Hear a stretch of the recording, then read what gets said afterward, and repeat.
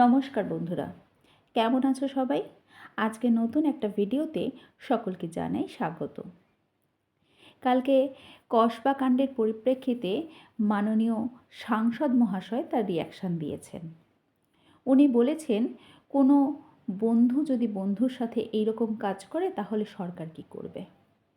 সঠিক। উনি বলেছেন যে এই রকম কাজকর্ম যারা করে তারা একটা পারভার্টেড মেন্টালিটির শিকার। সঠিক। উনি অনেক খারাপ খারাপ কথা বলেছেন, তবে তার মধ্যে উনি বোধহয় এটা একদম সঠিক কথা বলেছেন।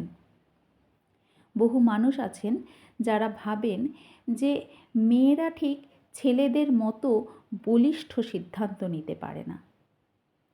তারা এই পারভার্টেড মেন্টালিটির শিকার। অনেকে ভাবেন যে মেয়েরা ঠিক ছেলেদের মতো হিসেবপত্রটা বোঝে না। তারাও এই পারভার্টেড মেন্টালিটির শিকার। অনেকে ভাবেন যে মেয়েদেরকে সাবাক শেখানো যায়, ঠিক এই রকমভাবেই সাবাক শেখানো যায়। তারাও পারভার্টেড মেন্টালিটির শিকার। যখন কোনো মেয়ের সাথে পেরে ওঠে না কেউ, তখন তার চরিত্র নিয়ে কাদা ছোড়াছুড়ি করা হয়। এটাও পারভার্টেড মেন্টালিটি। কোনো পুলিশ অফিসারের স্ত্রীকে, মাকে বিশ্রী ভাষায় গালমন্দ করা, খারাপ খারাপ কথা বলা, পারভার্টেড মেন্টালিটি। কোনো মেয়েকে এটা বলা যে ওর গায়ের রং কালো তাই ওর বিয়ে হচ্ছে না, পারভার্টেড মেন্টালিটি।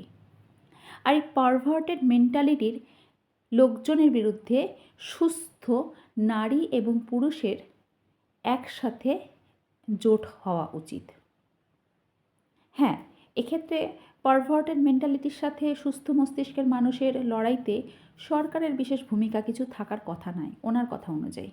কিন্তু সমস্যা হচ্ছে যে পশ্চিমবঙ্গ সরকার এমন একটা সরকার যারা এই পারভার্টেড মেন্টালিটির লোকজনকে শুধু আশ্রয় দেয় এমন নয়, এই পারভার্টেড মেন্টালিটির লোকজনরা মিলে একটা সরকার বানিয়েছে। সকল সুস্থ মস্তিষ্কের মানুষ একজোট হন, এই পারভার্টেড মেন্টালিটিকে প্রশ্রয় দেওয়া সরকারটাকে একটা জোর ধাক্কা দিন।